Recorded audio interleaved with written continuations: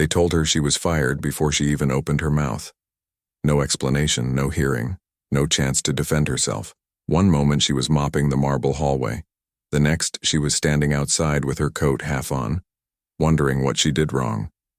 But here's what no one in that mansion knew. The cameras had recorded everything. And the man who owned the entire estate, the one no one expected to return, watched that footage alone in his office. What he saw wasn't a mistake. It was a setup, and someone in that house was about to learn that firing her was the last decision they made without consequences. They told her in the hallway. No office, no chair, no folder. Just the echo of her own footsteps on marble and the smell of lemon cleaner still clinging to her hands when Mrs. Whitman turned, smoothed the front of her silk blouse, and said, almost casually, "Rosa, you can leave your keys with security. Your services are no longer required." For a second, Rosa thought she had misheard. The words sounded like they were happening underwater. The long corridor of the Whitman estate, with its oil paintings and fresh flowers and polished gold frames, suddenly felt too bright, too clean, too far away from any place she'd ever belonged. She shifted the cleaning caddy in her hand, waiting for the rest of the sentence. The explanation. The reason. None came. "Ma'am?" she asked quietly, careful not to look directly into the woman's eyes. Looking straight at rich people always made them uncomfortable. She'd learned that long ago. "Did I forget something?" Mrs. Whitman didn't sigh. That would have been too human. She just glanced at the grandfather clock at the end of the hall, like Rosa was making her late for something important. "There were issues with your conduct last night. Mr. Daniels sent the report this morning. I don't have time to discuss it. Turn in your keys on the way out." Conduct, report. Words that belonged in offices, not in the mouth of a woman who'd never said good morning to her in 5 years. Rosa's fingers tightened around the spray bottle until the plastic creaked. "I don't understand," she said softly. She'd scrubbed the ballroom until nearly midnight for their charity event, watched the caterers leave, made sure every glass was back in its place. She'd checked the alarms, turned off the lights, locked the back door with the same care she locked the door to her own tiny apartment every night. "What you understand," Mrs. Whitman said, finally meeting her eyes with a cool, distant stare, "is that we are ending your employment. Security is waiting downstairs. Downstairs." Rosa's heart gave one heavy, painful thud. "Without," she swallowed. "Without a warning? Please, Mrs. Whitman, I have been here 12 years. If there was a mistake, I can fix it. If someone said—" "We saw enough." The woman's smile didn't reach her eyes. "We have cameras in this house, Rosa. We know what happened." Cameras. Rosa's mind flashed back through last night like someone was dragging a finger through wet paint. The champagne spill in the west corridor, the broken glass she'd swept up, the lights flickering in the service entrance when she thought she heard someone moving near the gallery and called out, "Hey, Alginahi," to an empty room. She had not stolen anything. She had not touched anything that didn't belong to her. She had emptied ashtrays and quietly moved a half-forgotten shawl from a banister to a chair, the way she always did. If there were cameras, they had seen that. "Please," Rosa whispered, her throat tightening. "May I see?" "The camera." Mrs. Whitman's expression hardened. "I don't owe you that. We're being generous, not involving the police, Rosa. Take the dignity you still have and leave gracefully." The word hit harder than the rest. Police. Rosa's knees wobbled. Her son was at school. Her rent was due next week. Her hands smelled like bleach and orange oil and fear. "But I didn't." Mrs. Whitman lifted a manicured hand, cutting through Rosa's sentence as easily as she cut through staff rosters. "This is not a debate. You're dismissed. I'll have payroll send your final check. You can collect your things from the staff room. I don't want to see you past noon." The hallway swallowed the words and echoed them back, distorted. "Dismissed, final. Don't want to see you." Rosa stood there, frozen, while the woman's heels clicked away toward the glass doors that led to the terrace. Voices drifted up from the back lawn, the gardeners, the dog walker, someone laughing. Sunlight poured through the tall windows onto the marble floor, turning the polish she had applied that morning into a bright, indifferent mirror. Her reflection in the marble looked smaller than she felt. "Rosa?" a voice whispered. She turned. Marisol, one of the younger maids, stood near the service stairwell with a basket of folded towels in her arms. Her eyes were wide, her mouth pressed into a thin line trying to decide between anger and fear. "¿Qué pasó?" She looked mad. Rosa forced her lips into something that might, from far away, pass for a smile. "Nada." She lied, because saying it out loud might make it real. "Terminé por hoy, eso es todo." Marisol's gaze flicked from Rosa's face to the cleaning caddy at her feet, then to the hallway where Mrs. Whitman had disappeared. She wasn't foolish. "I heard her say security," she murmured. "Rosa, go," Rosa said quickly, before her voice could break. "You'll be late for the guest rooms." For a moment, it looked like Marisol might drop the towels and hug her. Instead, she swallowed hard and nodded. Because in houses like this, loyalty had limits, and those limits were written in other people's money. "Te llamo," she whispered, though they both knew phone numbers weren't the same thing as safety.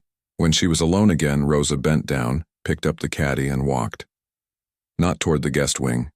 Not toward the polished front stairs where portraits watched from gilded frames. She went down the back corridor, past the framed photos of charity galas and magazine covers, toward the staff staircase with its chipped paint and narrow steps that knew her weight. The smell changed as she descended. Upstairs, perfume, polish, fresh flowers. Downstairs, coffee gone cold. Detergent, damp concrete. The staff room door was slightly ajar, humming with the faint sound of a small television playing the morning news. Inside, 2 kitchen assistants were on break, staring at the screen with the blank fatigue of people who stand for a living. They looked up when Rosa entered. One of them, a broad-shouldered guy in a flour-dusted apron, paused mid-chew. "You okay?" he asked slowly, because the answer was already written on her face. Rosa set the caddy down. "They let me go," she said. She expected her voice to tremble. It didn't. It came out flat, as if someone else had said it through her. The other assistant, a thin woman with tired eyes, frowned. "For what?" Rosa's fingers moved automatically to the locker where her name was printed on a strip of tape. Rosa H., 12 years, reduced to 1 letter. She peeled the tape off with her nail, feeling the glue resist for a second before giving up. "They said they saw something on the cameras," she answered. "They did not tell me what." The man swore under his breath. "They can't do that. They gotta tell you what you're accused of." They can," Rosa interrupted gently. "Because they did." She opened the locker. Inside, there was hardly anything.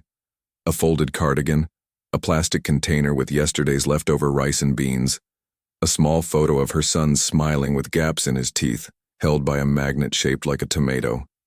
She took the photo first, sliding it into her pocket like a piece of herself she refused to leave behind. "You should fight it," the woman said. "Ask for the footage. Talk to someone above her. The owner, maybe. Somebody." Rosa almost laughed, but the sound caught in her chest. "You think the owner knows my name?" she asked quietly. The woman had no answer to that.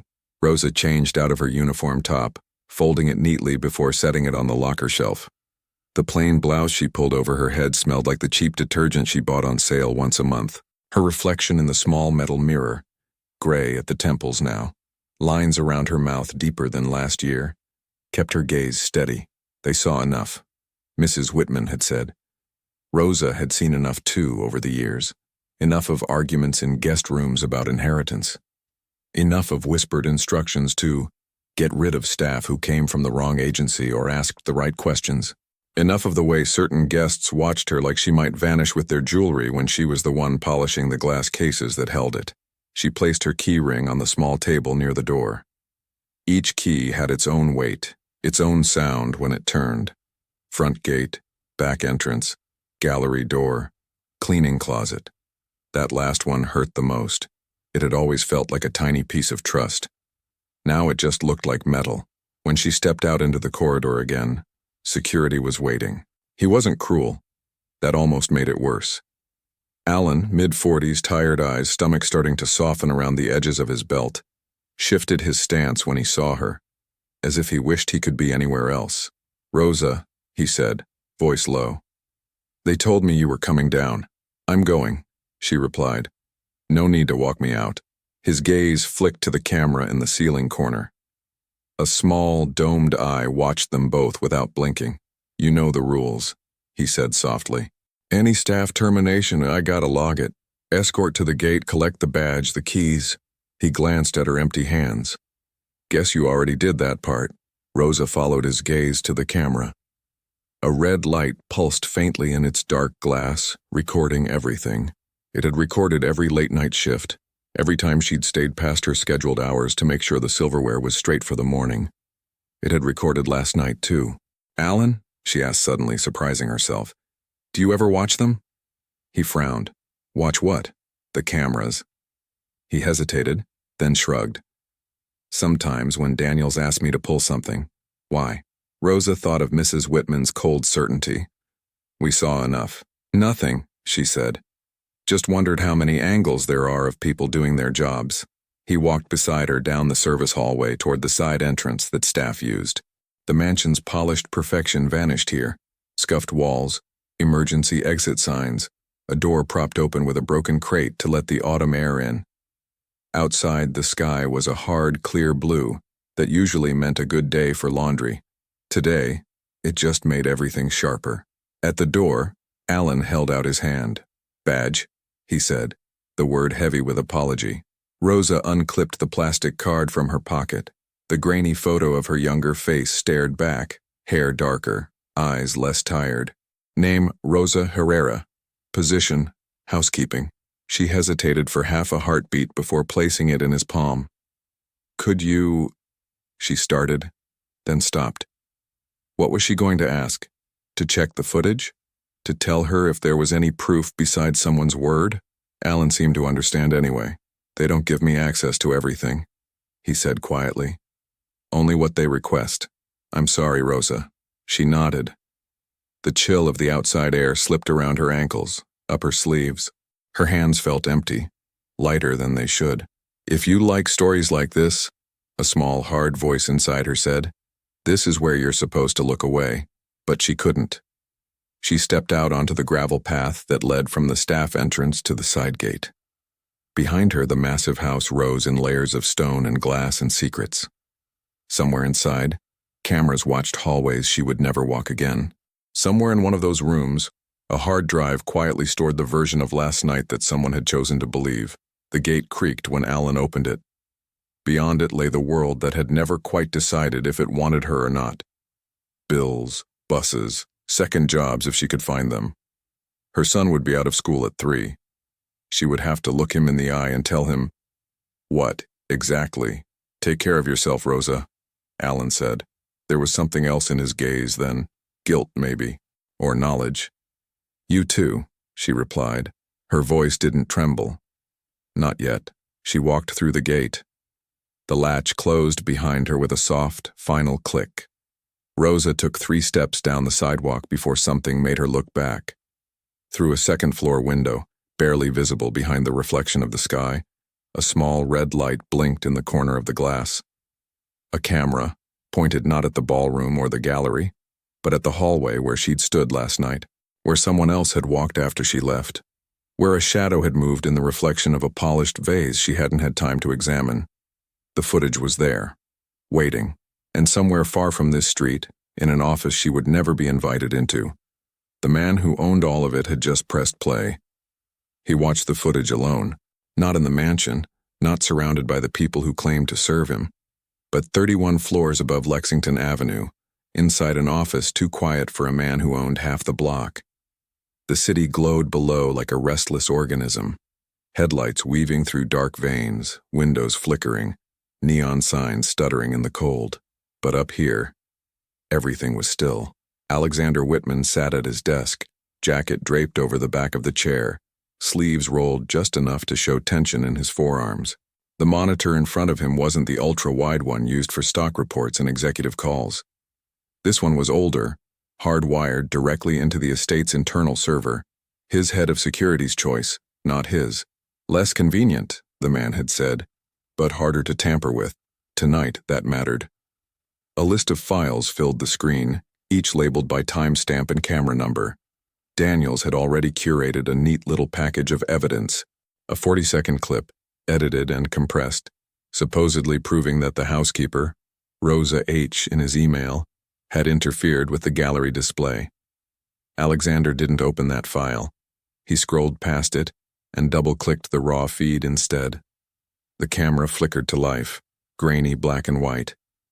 The mansion's gallery appeared in washed-out tones, glass cases, framed heirlooms, a cold museum of family legacy that meant more to society pages than to him personally. Light from the chandelier reflected in trembling arcs across the floor. For a long moment, nothing moved. Then Rosa entered the frame. Even through the distortion of the lens, something about her struck him. Not familiarity. He didn't know her. His wife handled the household staff, but precision. She moved with a quiet discipline, the kind that came from years of cleaning spaces that weren't hers, touching objects worth more than her monthly paycheck without ever leaving a trace. She wiped a corner of a glass case, adjusted a spotlight, straightened a photograph frame by just a few millimeters, but enough to restore harmony to the room. No hesitation, no wandering, no signs of suspicious conduct. He fast-forwarded slightly. Rosa continued around the room, checking locks, polishing surfaces. At one point she paused, looking at something off-camera, a faint flicker of unease crossing her features. Then she shook it off and continued working. At 22:18 she left the gallery. Alexander leaned back, eyes narrowing at the timeline. Daniel's edited clip began at 22:47, nearly 30 minutes later, which meant something happened between those timestamps. He scrubbed forward and paused. A figure slipped into the gallery from the opposite entrance, not Rosa. Taller, broader shoulders, confident stride. The camera didn't catch the face clearly, but the badge hanging from the lanyard was unmistakable. House management. Internal. Alexander zoomed in, though he already knew the silhouette. Daniels. The man approached a display case. Not like someone checking for dust, but like someone checking a lock. His hand dipped into his pocket, producing a small reflective object. A tool. Alexander watched him press it to the case seam. A soft click, silent but visible, released the latch. The case opened. Alexander's fingers curled slowly against the desk. Daniel slipped his hand inside, moved something, made a little space, closed the case again, smoothing the seam with an ease that suggested practice. Then he lifted his phone. A quick photo. A second. And in a disturbing show of confidence, one angled slightly toward the camera, as if verifying that the lens captured just enough to build a narrative. He left. Alexander exhaled slowly, but the breath did nothing to soften the tension coiling at the base of his throat. He opened Rosen's personnel file on the second monitor. A small photo showed her in uniform, unsmiling, hair pulled back tightly. The kind of picture people take when they don't believe their expression matters. He returned to the footage. At 22:47, Rosa reappeared on the hallway camera, pushing her cart toward the gallery. Alexander opened Cam 03, pulling both feeds onto the screen at once. Her steps were steady, her posture tired but intentional. When she unlocked the gallery door and stepped inside, he switched to the gallery view. Her reaction was immediate, subtle yet unmistakable. She sensed something had changed. She moved toward the display case Daniels had touched, running her fingers along the seam, testing the latch. It opened too easily. She froze, eyes narrowing, mouth parting in silent confusion. Then, like someone checking if a child was asleep, she made a slow circle around the room, scanning corners, shadows, doorways. When she turned back to the case, she didn't touch the contents. She simply noted the misalignment with a quiet dread that Alexander felt across the screen. She exited moments later, scribbling something quickly in the logbook. "What did you write?" he murmured. He rewound. Zoomed. The angle was terrible, the handwriting too small. All he could make out was a single word. Lock. No accusation, no panic. Just a question. On the hallway feed, Daniels appeared again, hovering just out of sight. Waiting. The smile Alexander had glimpsed earlier was clearer now. A thin, calculated curve. He watched Rosa leave the gallery, watched Daniels slip down a side corridor seconds later, ensuring their paths never crossed on camera. A narrative built out of silence. A convenient void. At 23:06, Rosa turned off the lights in the service entrance. At 23:09, Daniels passed through the same space without checking a single lock she had checked twice. 5 minutes later, metadata flashed across the feed. Cam 07 gallery. Manual override. 23 at 12 to 23, 17. Alexander paused the screen. Someone had physically adjusted the camera, likely to obscure the tampered case, likely to make Rosa look like the last person to touch it. His jaw clenched. For the first time in years, he felt the old heat of anger that used to visit him in his 20s, before he learned how to bury it beneath politeness and negotiation. Tonight, the anger felt earned. He scrolled through the personnel database and pulled up the estate's termination logs. Page after page of names flickered by: gardener, kitchen assistant, night cleaner, laundry staff. Most with no notes beyond performance issue or schedule conflict. Too many Hispanic names. Too many one-sentence explanations. He closed the log. On the live feed, he rewound the driveway camera to earlier that afternoon. Rosa appeared on screen, small against the vast stone facade, escorted by Alan. She paused outside the gate, looking back at the mansion. One final, stunned glance. A woman erased. Not by evidence, not by mistake, by design. Alexander reached for his phone. He dialed his general counsel. "I need all raw security footage from last night," he said when she answered. "From every camera. No edits, no summaries." "Was there an incident?" she asked. "There's about to be." He gave further instructions. Quiet, precise, surgical. Backups. Full server imaging. A list of every household termination for the past 3 years cross-referenced with immigration status, complaints, and who had signed off on each firing. When he hung up, the room felt colder. He replayed the moment Rosa turned back toward the house. There was no accusation in her posture, no fury, just confusion and grief, like someone grieving a place she never truly belonged to, but still treated with care. He stood, sliding back into his jacket with slow deliberation. For years he had believed the estate ran smoothly because the staff was efficient. Now he wondered if it ran smoothly because people like Rosa were blamed into silence. He picked up his phone again, this time calling his pilot. "Fuel the jet," he said. "We're flying home tonight." The pilot hesitated. "Is everything all right, sir?" "No," Alexander said. "Not anymore." He ended the call and returned to his desk. For a long moment he stared at the blinking cursor of a new email draft, addressed to the contact listed in Rosa's file. Subject: Ms. Herrera. He didn't type anything else yet. He simply stared at her name. Not the housekeeper, not staff, not replacement. Rosa Herrera. A woman someone in his home had tried to erase. He sat there as the city buzzed below him, and something inside him shifted. Not explosively, but with a quiet, cold precision. Someone in his house was going to answer for this. And he already knew where he would start. The jet cut through the night like a blade of polished steel. Its cabin dimmed to the soft amber glow executives preferred. But the man in seat 1A wasn't thinking about comfort, or champagne, or the quiet hum beneath his feet. He sat forward, elbows on his knees, eyes fixed on the tablet where frozen frames from the surveillance footage stared back at him like ghosts. The face of the woman he'd watched in that footage, Rosa Herrera, stayed with him in a way that unsettled something he couldn't name. Her confusion, her care, her fear buried under discipline. He replayed a single moment again and again. The instant she touched the seam of the glass case and recoiled ever so slightly, as if the wrongness of it had brushed her skin. Across from him, his chief of security shifted uncomfortably. Alexander Whitman had insisted the man fly with him, summoned him from his apartment with a midnight call that offered no explanation.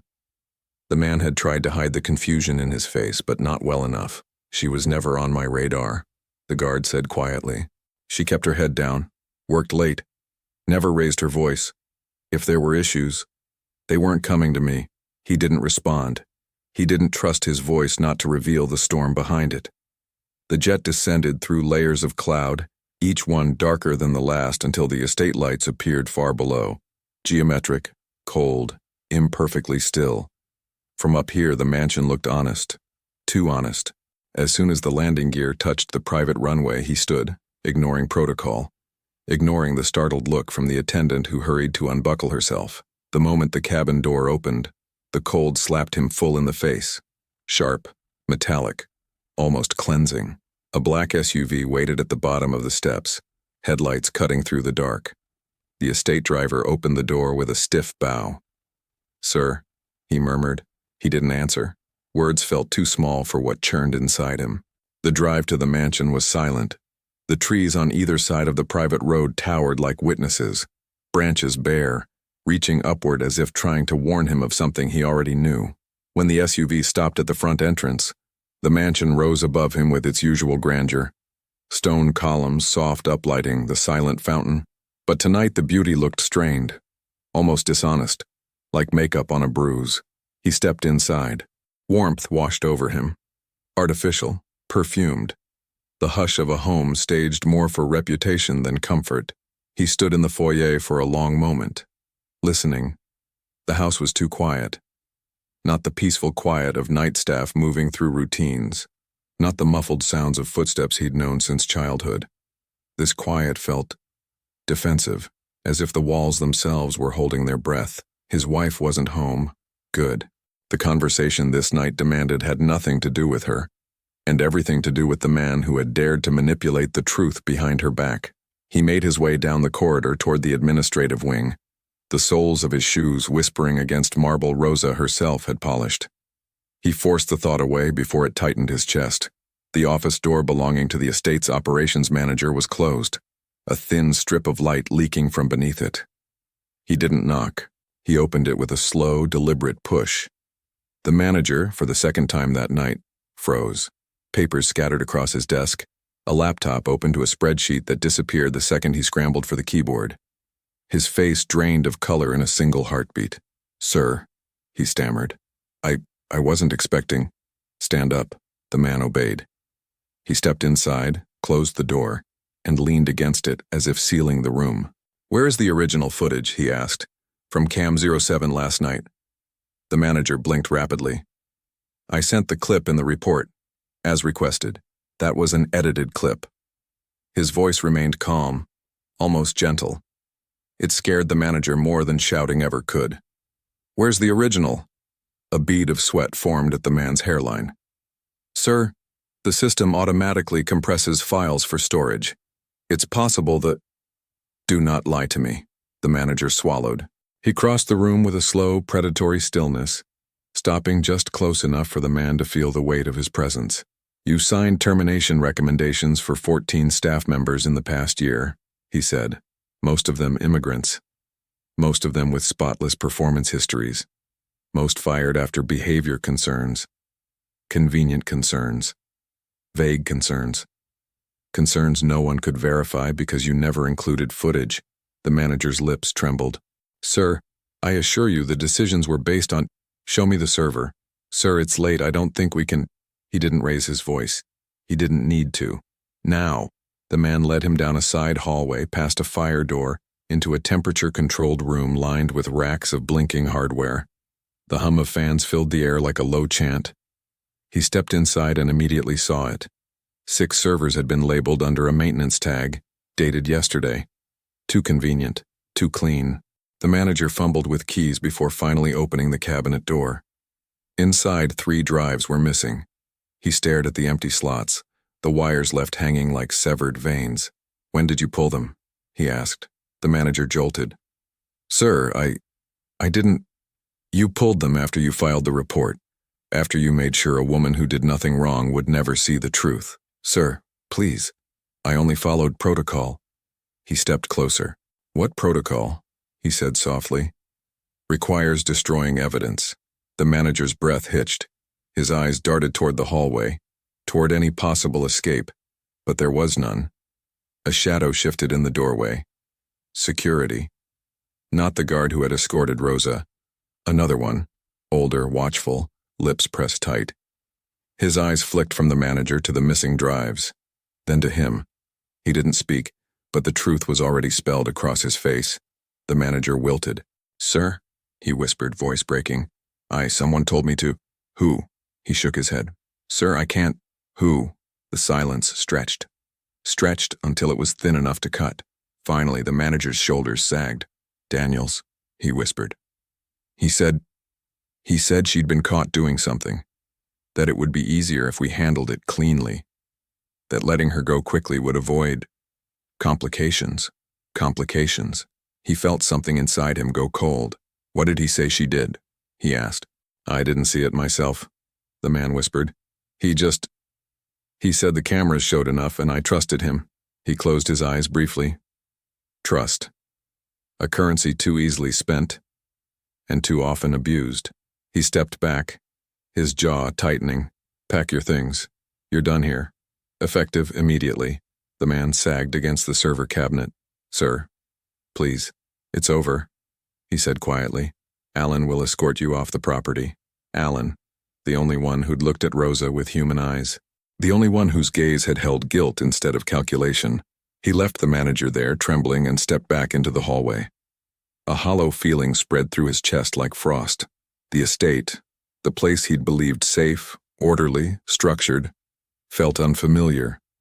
Overrun with quiet predators wearing pressed shirts and polite smiles. He walked. Past the gallery door, now locked. Past the portraits of ancestors who would have demanded blood instead of explanations. Past the hall where Rosa had stood when she was told to hand over her keys. At the end of the corridor he paused. The marble reflected him faintly. Not the CEO, not the tycoon. Just a man standing inside a house full of choices he hadn't made and consequences he couldn't ignore. He pulled out his phone. There was one more call he needed to make. The line rang. Someone answered. He spoke 2 words. Where's Daniels? A pause. A long one. Sir, he left the estate an hour ago. He closed his eyes. Of course he did. He ended the call and turned toward the front entrance. Outside, the night wind rustled through the hedges like whispered warnings. He stepped into it, inhaling cold air that burned his lungs clean. This was no longer about footage. No longer about a termination. No longer about a single woman tossed aside like a broken broom. This was a system, one built under his name, one that now demanded reckoning. He reached the steps. The sky stretched above him, black and endless, the kind of night that hid things people didn't want found. But he wasn't hiding. Not anymore. He descended the steps with quiet determination, each stride steady. Daniels wanted darkness. He would bring daylight. And somewhere in the city, a woman who thought she had lost everything had no idea that power itself was moving in her direction. Moving toward her. Because he wasn't done, not by a long shot. The wind carried the scent of rain long before the first drops appeared, a faint electric sharpness drifting over the estate grounds. He walked with purpose across the gravel path, each step crisp in the cold night air. Somewhere in the distance a branch cracked. An ordinary sound, yet it felt like a warning or perhaps an acknowledgement that the world he thought he controlled had shifted. He reached the far edge of the driveway, a place he rarely bothered with, where service vehicles turned around and where deliveries arrived unseen by guests. Tonight, it felt like the only honest part of the estate. Gravel, mud, the faint hum of generators, shadows that didn't try to impress anyone, a place where truth didn't need chandeliers or curated silence. His phone buzzed. Unknown number. He answered immediately. Yes. A hesitant voice emerged. Not staff. Not management. Someone further down the chain. A night gardener by the sound of it. Sir, I didn't know if I should call. But you asked earlier. About the manager. And Daniels. He paused. Every nerve sharpened. I'm listening. The gardener swallowed audibly. I was finishing the south hedges. I saw someone leaving the side gate. Looked like Daniels. He wasn't carrying anything when he went in earlier, but when he left he had a bag. Heavy one. His jaw hardened. What time? About an hour ago, sir. Which aligned perfectly with the sudden scramble inside the server room. Did he say anything? No, sir. Just walked fast. Like someone doing something they shouldn't. He ended the call with a quiet, "Thank you," then slipped the phone into his coat pocket as thunder rolled somewhere beyond the trees. The estate felt larger tonight. Not grand. Hollow. A shell pretending to be a home. He turned back toward the house, toward the warm glow spilling from the foyer windows, but the warmth now looked like a lie. Inside, the marble echoed faintly with staff movements. A housekeeper crossed the hallway, head bowed, moving quickly as if trying to avoid notice. He slowed his pace, watching the way she flinched when she passed one of the cameras. For the first time, He wondered how many people walked this home afraid of being seen, not protected by surveillance but hunted by it. As he stepped inside, the housekeeper froze. Her eyes flicked to him, startled, then down to the floor. "Sir," she murmured. Her fear was instinctive, learned. He softened his voice. "What's your name?" She blinked. A small pause before she answered, as if unsure whether giving her name was safe. "Isabella, sir." That hesitation cut deeper than he expected. "You're working late," he said. "Yes, sir. They asked me to redo the guest wing floors. Twice." "Why twice?" Another hesitation. "They said someone walked through and scuffed them, but no one did." A beat. "It happens sometimes." He exhaled slowly. Not anger, something colder, tighter. "Go home, Isabella. Take the night." Her eyes widened.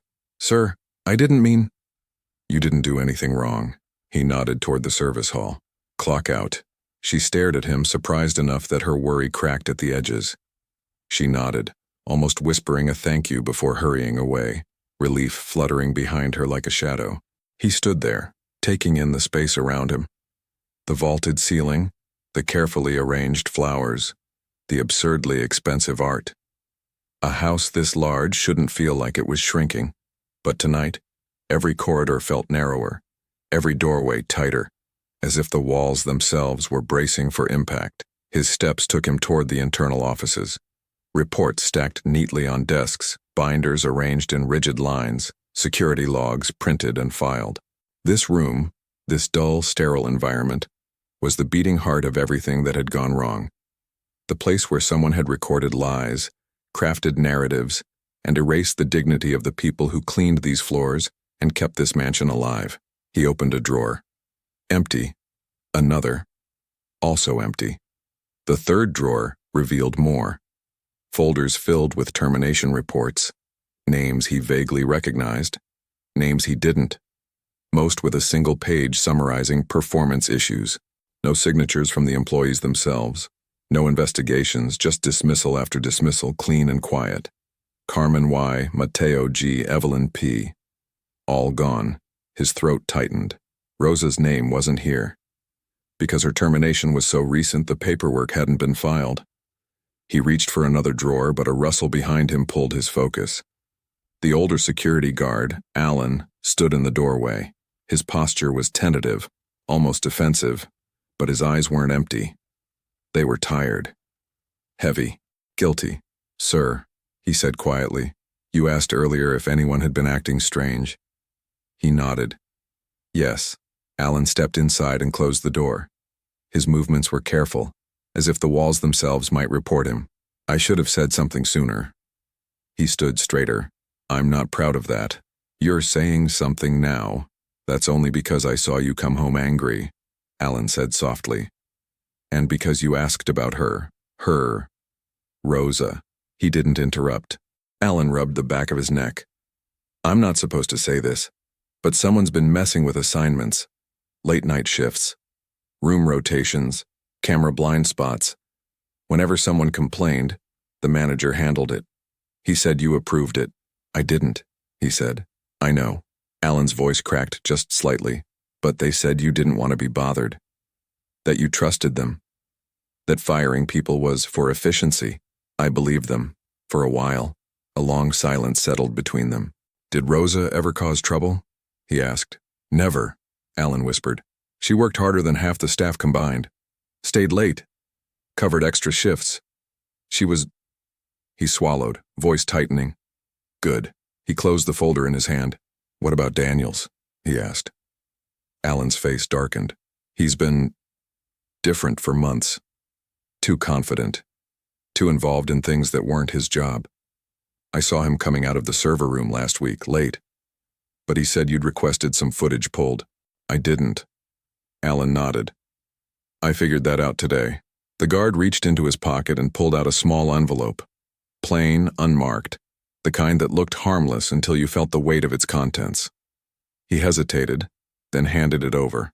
"This was left in the security office yesterday morning," he said. "Addressed to whoever checks the cameras. That's usually me. But Daniels got to it first. He took whatever was inside. Later I found this. tucked in a supply drawer. The envelope was torn along the top. Inside was a single printed frame from a security camera, a still image. He pulled it out. The gallery, the display case, the shadow of someone leaning close, not Rosa. A silhouette he recognized. The same figure he'd seen in the raw footage. Daniels. But the image was from a different angle, a camera he hadn't reviewed yet. Someone else had tried to warn staff. Someone had tried to make the truth visible, and Daniels had intercepted it. "Who left this?" he asked. Alan shook his head. No one said, but the handwriting on the outside looked like one of the kitchen staff. Maybe Evelyn. She left about 2 months ago. No explanation. He stared at the still image again, the faint grain of it, the ghostly outline of a hand holding a tool near the lock. Evidence. Evidence meant to save Rosa. Evidence silenced. He felt something shift in his chest. Not anger this time. Resolve. "Where is he now?" he asked quietly. "Daniels?" Alan exhaled. "He has an apartment downtown. Company-owned. Paid through the estate." Of course he did. He folded the image and slid it into his pocket. "Get the car. We're leaving." Alan blinked. "Sir? At this hour?" "Yes." The guard didn't argue. He hurried out. He stood alone in the office again. The silence felt heavier now. No longer the hush of an orderly home, but the held breath before a storm. He walked to the window overlooking the back lawn. A faint blinking red light glowed near the second-floor gallery. The same camera that had watched Rosa silently. Tonight, it didn't look like a threat. It looked like an eye refusing to close until the truth was seen. Thunder cracked overhead. He straightened his coat. This wasn't about firing someone anymore. This was about finding the man who had turned a woman's life into collateral. He turned off the office lights and stepped into the hallway. The mansion stretched before him, grand, polished, and finally honest in its coldness. He walked toward the front doors, the storm wind beginning to rattle the panes. Daniels thought he understood how power worked. Tonight, he would learn what it looked like when power stopped looking away. The rain fell harder as he stood outside the apartment building, droplets gathering in the collar of his coat, each one carrying the metallic scent of a city that never slept. Traffic hissed along the slick pavement. A siren echoed somewhere far off, swallowed by distance and mist. Inside the SUV behind him, Alan waited with hands folded, face motionless, a sentinel carved from worry. But he didn't move toward the car. Not yet. He looked at the glowing screen again. Rosa's number sat there, small and unassuming, the kind of number people ignored when life grew heavy. Prepaid. No voicemail greeting, just a string of digits belonging to someone who had spent her whole life trying not to take up space. He pressed call. The first ring was quiet. The second stretched. The third felt like a test of will. Then, click. A small breath, the faint rustle of fabric. A voice, soft and cautious. "Hello?" He froze, not because he didn't know what to say, but because her voice, tired, hoarse, carrying the weight of 12 years of silence, hit him harder than he expected. "Ms. Herrera?" he said. A pause, a shift of fear. "Yes. Who is this?" "It's Whitman." Silence. Not confusion. Recognition. The kind that arrives like a blow. Sir?" Her voice wavered. "Is something wrong? Did someone say I took something? I told Mrs. Whitman the cameras would show everything. I didn't touch anything, I swear." "You need to stop," he said gently. The line went still again. "I'm not calling to accuse you," he went on. "I'm calling because I saw the footage. All of it. What happened to you was wrong. Deeply wrong." She didn't answer. He could hear her breathing, shallow and uncertain, as if bracing for another blow she wouldn't deserve. "I should have paid more attention," he said quietly. "People running my home were making decisions in my name. Decisions I never would have approved. You paid the price for their cowardice. Still nothing. Not disbelief. Shock."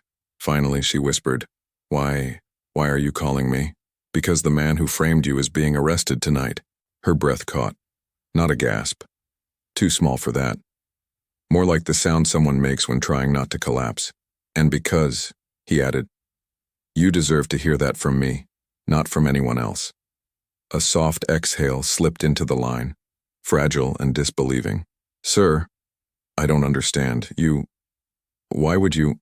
He stepped away from the SUV, into the rain again, letting the sky wash the tension from his shoulders. "Ms. Herrera," he said, "what happened to you wasn't an accident. It was deliberate. Someone in my home used you as a shield to cover theft and manipulation. They thought no one would care enough to look closer." She swallowed audibly. That sounds like something rich people say when they need to protect themselves." He almost smiled, not at her words, but at her resilience. Even hurt, even standing on the edge of financial freefall, she still told the truth without flinching. "I'm not protecting myself," he said. "I'm correcting something I allowed to grow in my own house." Her breath shook again. Rain drummed steadily on the street. He imagined her sitting on a small couch, maybe near a kitchen that smelled faintly of beans reheated from last night, the sound of a ticking clock somewhere behind her. "Your job will be restored," he continued, "with back pay and legal support. And if you don't want to return, I will respect that. You will still be compensated." Another long silence. Then in a trembling voice, "Sir, I have a son." He closed his eyes. Of course she did. He'd seen the photo in her locker. A boy with a missing front tooth, smiling like someone who believed in things the world tried to take from him. "I know," he said softly. "He asked why I came home early today." She whispered. "I lied. I told him the floors were dry and they sent me home early. He believed me. Kids believe everything." A breath. "He was saving a piece of cake from school for me. Left it on the table. I couldn't even pretend to eat it." Her voice cracked. "Once. Only once." He pressed his thumb into the bridge of his nose to steady himself. "No one," he said, "should have to explain to a child why their parent lost their job for something they didn't do." A quiet yes trembled on her end. "Someone tried to warn security," he added. "A still image was sent before your firing. Daniels intercepted it, destroyed evidence, fired others who questioned him. You weren't the first." "I knew it," she whispered. "I knew something was wrong last night. I felt someone in the room after I finished the ballroom. I thought I heard a step. When I asked, 'Hay alguien ahí?' No one answered. I should have looked harder. I should have." "You should never have been put in that position," he interrupted gently. "This isn't your shame. It's mine." Her breath, long and shaky, carried through the phone. "I don't know what to say," she murmured. No one." She stopped, unable to finish. "You don't have to say anything." She stayed quiet, but her silence was different now. Less fearful, more stunned, as if trying to navigate a world suddenly rearranged. "I will come to you tomorrow," he said. "Not to your building. Somewhere you choose. A cafe, a park, a place you're comfortable. We'll talk about what comes next." A soft hum of uncertainty. "Why tomorrow?" "Because tonight," he said, "you need to rest. And because the next conversation we have should not happen on a cracked phone line while you're sitting alone in fear." Another small silence. Then she whispered, "Okay. I'll have my office call in the morning," he said. "They'll identify themselves with a code I'll send you right now." "Why a code?" "So you know it's really me." He could almost hear her processing that. Someone with power finally thinking about her safety instead of exploiting it. "Thank you, sir," she finally said. "No," he replied gently. "Thank you for 12 years of work no one bothered to appreciate. I'm sorry it took a disaster for me to notice." Her breath trembled again, but in a different way. Not from fear. From relief she didn't trust yet. They ended the call slowly. Neither wanted to be the first to disconnect. When the line finally went dead, he stood there under the rain, phone lowered, gaze unfocused. "It's done?" Alan asked from the SUV doorway. "No," he said quietly. "It's only beginning." They got into the car. The city lights smeared across the windows like bruised gold. Alan started the engine and pulled away from the curb. He leaned back into the seat, but rest never came. His mind kept replaying her voice, its fragility, its strength, the unspoken questions trembling between them. He wasn't trying to be a savior. He wasn't looking for redemption. But somewhere in the wreckage of his own indifference, something had shifted. Not pity, not guilt, something sharper, a recognition of responsibility. and a growing anger at everyone who had gutted that woman's dignity under his roof. The SUV turned toward the bridge. Water hammered the windows. A storm gathered behind them, but the real storm, the one that would unravel every quiet cruelty inside his home, was only beginning. He looked out at the dark river below. Tomorrow he would face the house, the staff, the lies built in his name, and the woman who had survived all of it. Tomorrow, everything would change. The air tasted different when he left the subway entrance behind, sharper, like the city had shifted its weight overnight and now waited, watching him move through it with a purpose he hadn't carried in years. Clouds clung low to the skyline, thick and heavy, muting the light. Traffic pulsed around him in restless layers, honking, braking, accelerating, blurring into a single metallic heartbeat. He walked without rushing, but each step carried an undertone of urgency. He wasn't heading toward the estate yet. There was one conversation he needed before that, one he had postponed for far too long. Her name glowed faintly on his phone screen. Evelyn Price, his general counsel. Unflinching, precise, loyal, sometimes too loyal. He pressed call. "Sir?" She answered on the first ring. Her voice was brisk, but beneath the surface lingered the faintest thread of tension. "We need to talk," he said. "I assumed we would. I read your message this morning. I'm preparing the files." "Not over the phone," he replied. "I'm 5 minutes from your office." A pause. "Understood. I'll clear the room." He slipped the phone into his coat and crossed the avenue, weaving through people carrying pastries and briefcases and umbrellas still dripping from last night's rain. The city didn't care about scandals or betrayals in gilded mansions. It swallowed everything, even the worst truths under the noise. The law office occupied a tall, narrow building wedged between a tailor and a flower shop. Inside, the marble foyer gleamed under soft lighting, the kind that made even tired people look composed. He rode the elevator up, feeling the cables hum faintly through the walls. When the doors slid open on the 12th floor, Evelyn was waiting. Her dark hair was pulled back sharply, her suit immaculate. Her expression was unreadable, but something in her gaze flicked. Concern, maybe, or calculation. "Good morning, sir," she said.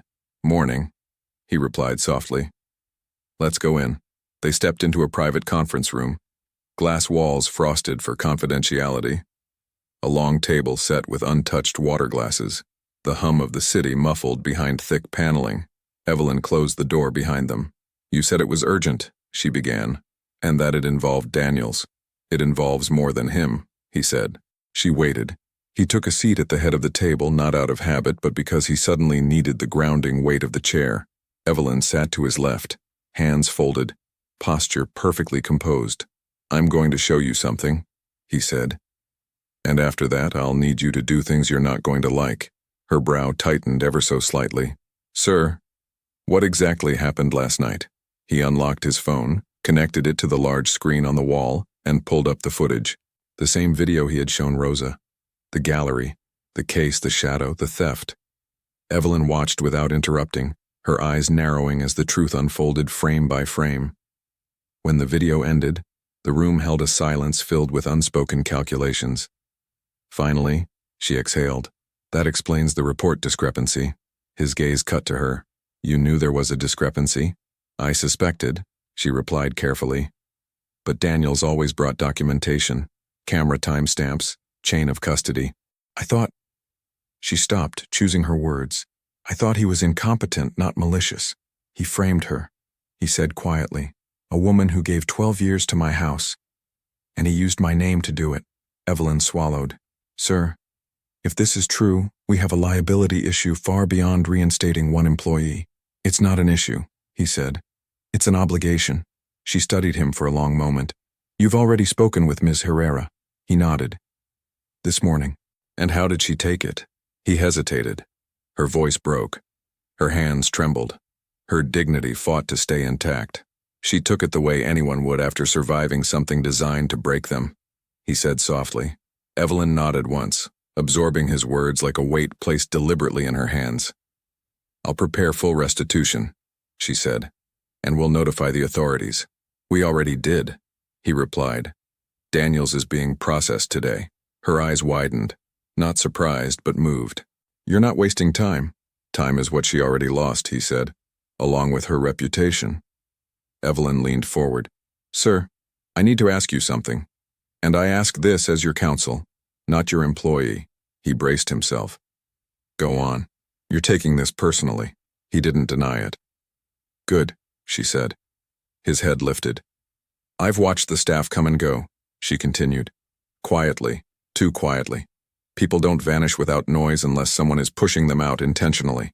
If Daniels manipulated records," her jaw clenched, "then this isn't one case, it's systemic." He nodded. "It is. And I want every name." "You'll have it," she said. "By tonight." He exhaled a long, quiet breath. There was more he needed from her, but the next part wasn't legal. It was moral, and Evelyn Price was a woman who respected the line between the two. "I want to disclose everything," he said. Her brows drew together. "To the board?" "To the staff." Her breath caught. For a woman masterful at hiding reaction, this one slipped through. "That could be destabilizing," she warned. "You're talking about exposing internal misconduct publicly within your own household. You'd be challenging the social hierarchy that keeps the estate functioning. That hierarchy is exactly what allowed this to happen," he said. "I want them to hear the truth, from me."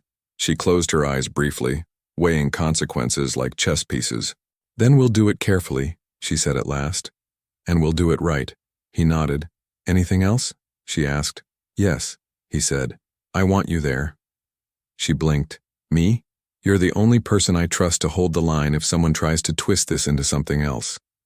Evelyn straightened in her chair. Subtle, but telling. "Then I'll stand beside you. And we'll face it."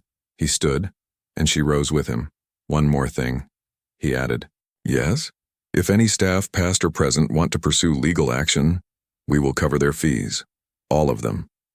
Her stare softened for the first time. "This will cost you, sir." "I know," he said, "but standing by and doing nothing would cost more." She nodded. "I'll prepare everything." He left the office with a single folder tucked under his arm. Documents Evelyn had compiled, names she had begun collecting, the beginnings of a truth too long buried. Outside, the clouds had thinned. The air remained cold, but sunlight broke through in long, pale beams that sketched delicate lines across the pavement. He checked the time. The estate awaited. The car ride back felt different from the ride into the city.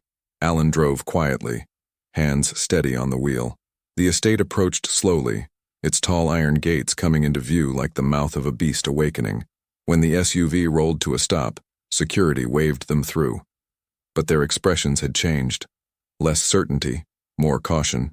Rumors always moved faster than truth. He stepped out onto the driveway and faced the house. The mansion rose in stone and glass, deceptively serene under the morning light. But he saw it differently now. Not as a home, but as a series of fractures. Every marble tile, every polished banister, every camera light blinking like a pulse. Inside, the foyer echoed faintly as staff paused their work. Some stared openly. Some avoided his eyes. The unease was palpable, thick enough to taste. He didn't ask for them to gather. They gathered anyway. Housekeepers emerged from side corridors. Gardeners stepped in through the service entrance. Confusion etched into their faces. A cook wiped flour from his hands. A driver hovered near the staircase. The house seemed to inhale all of them at once. He stood in the center of the foyer, Evelyn to his right, Alan slightly behind. The silence stretched. He felt their fear, their curiosity, their exhaustion, and beneath it all something older, resignation, the kind of quiet acceptance born from years of being unseen. He took a breath. "Thank you for coming," he said. No one spoke. "I owe you truth," he continued. "And an apology." The room shifted. He didn't raise his voice. He didn't lecture. He didn't dramatize. He simply told them the truth. What Daniels had done, what he had falsified, the footage he had altered, the staff he had pushed out, the power he had abused. He spoke Rosa's name once, gently, as one name among others. Not as spectacle, not as accusation, as someone who deserved dignity. A murmur rippled across the room, recognition, regret, vindication. Some of you tried to warn someone, he said. You were ignored. Some of you saw things you didn't understand. Some of you believed lies because they were presented as orders from me. He paused. I am not here to punish you for that. I am here to tell you the era of silence is over. His words settled like dust. Evelyn stepped forward. Effective immediately, she said. A full review is underway. If you were dismissed without cause in the past 2 years, we will contact you. If you wish to come forward privately, my office will handle your case personally. Eyes widened. Hands trembled. He continued. If you are afraid, I understand. If you don't trust me, I earned that. But I intend to rebuild that trust with actions, not promises. He let the silence breathe again. Somewhere near the back, a woman wiped her eyes on her apron. A maintenance worker exhaled sharply, like someone finally allowed to breathe after holding air too long. He ended simply, From now on, no one leaves this house unseen. When he stepped back, the room didn't erupt with gratitude. It didn't need to. What he saw instead was something real.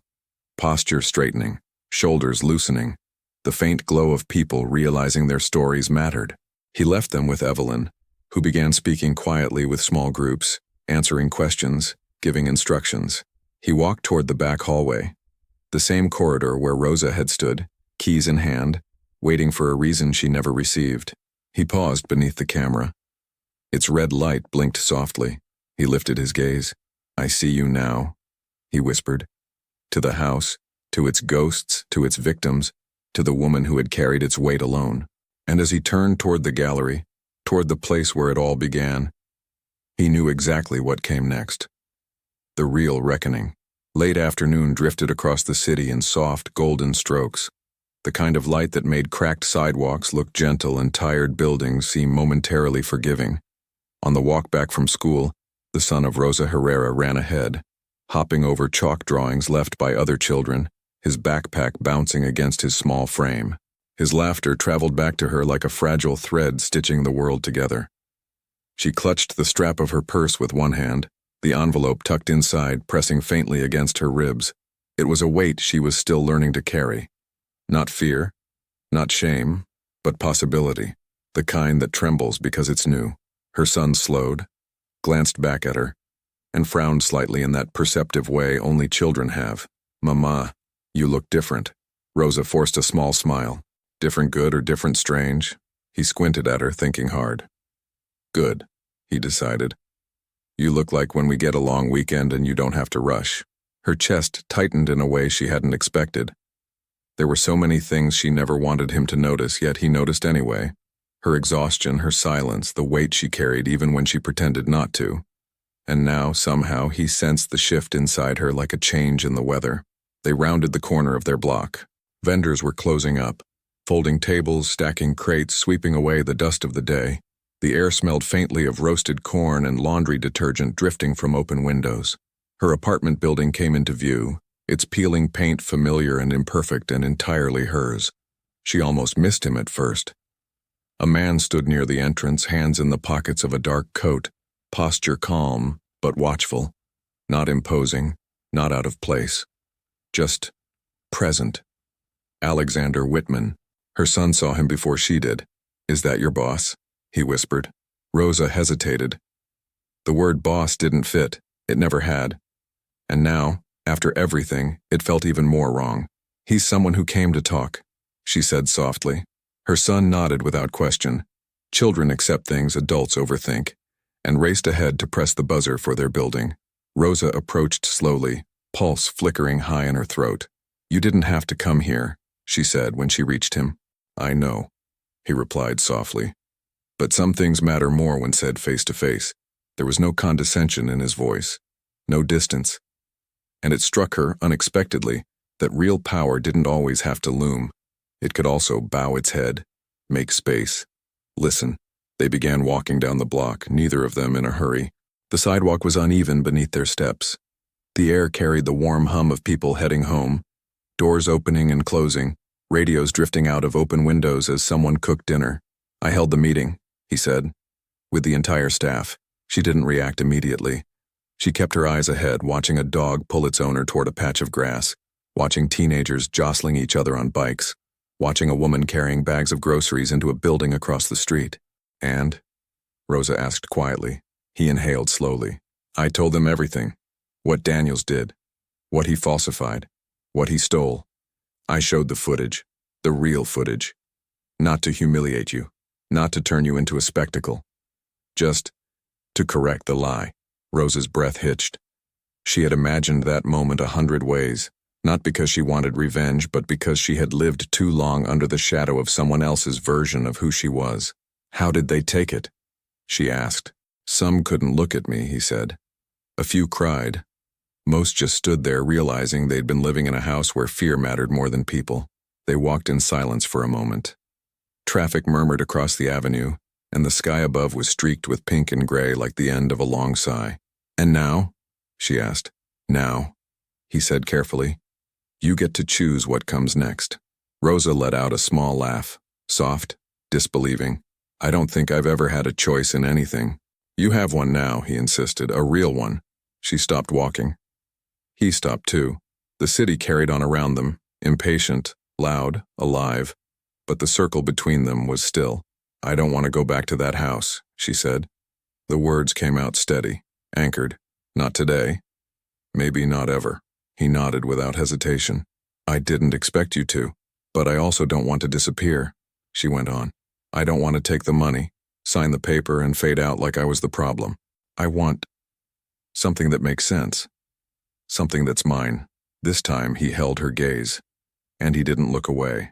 There's a program starting next month, he said, through the Community Partnership Fund. Training, certification, management skills, not charity, an investment. You've been running spaces for years, keeping order where others made chaos. You have talent, Rosa. Real talent. You just haven't had the chance to name it. She blinked hard, swallowing something thick and vulnerable. I'm not sure I can do all that. I'm sure you can, he said. And if you decide otherwise, that's fine too.